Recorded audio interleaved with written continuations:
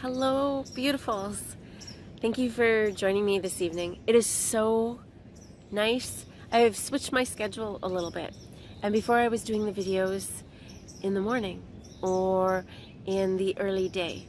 And as of late, I've been doing them in the evening, and I love it. The energy is just as beautiful, but it's different.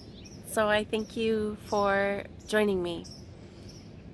I was thinking today about feelings and how the vast majority of people will give up everything, will do almost anything not to experience an intense emotion.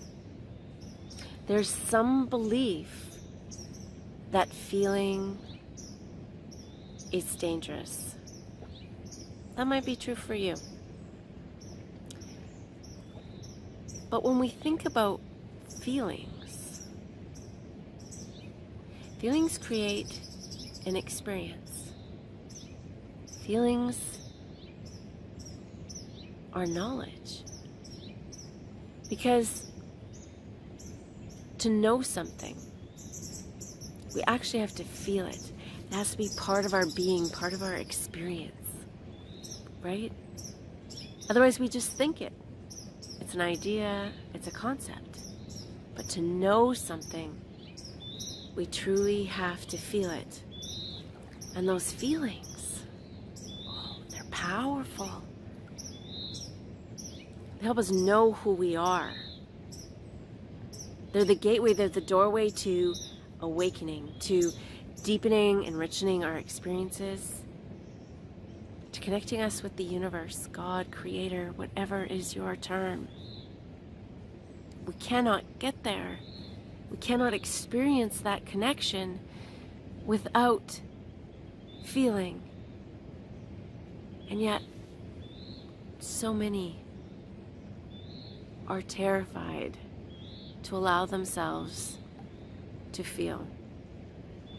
And oftentimes that is because there is a fear that we will be overtaken by our feelings.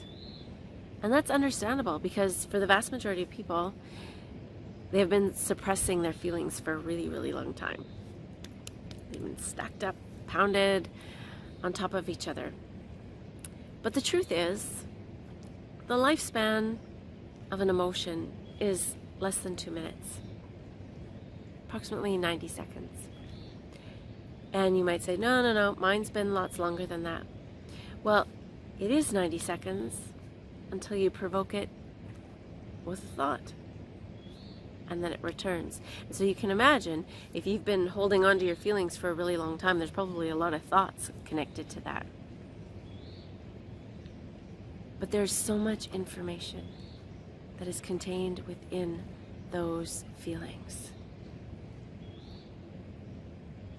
They share with us the deepest aspects of who we are. Our wants, our needs, our desires, and what we've been denying. And so the invitation, if you are so willing to choose, so willing to choose, is to observe with curiosity, compassion, no judgment, just playing the role of an investigator. How many times during the day do you have an emotion that wants to surface, and you either judge it as being wrong or bad or inappropriate, or that you simply try to ignore or deny?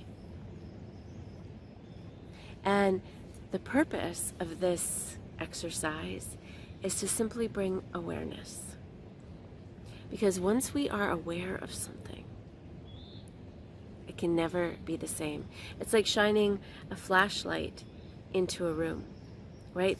Those shadows look all pretty scary until you shine a flashlight in there. And you might not see clearly, but you see enough to know that those shadows aren't what you thought they were. And so you can never look at them quite the same. And so this practice helps us to soften into or warm up to our emotions and our feelings, because it's only through our feelings that we can have the most rewarding relationships, the richest experiences, and live our best life. I do understand that if it has been your experience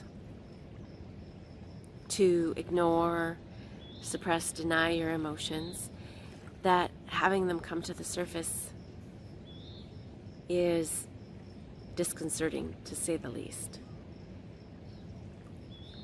But the beautiful thing is it is your deepest essence speaking to you.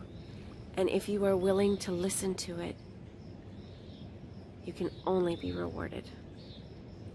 I thank you so much for listening to this perspective today.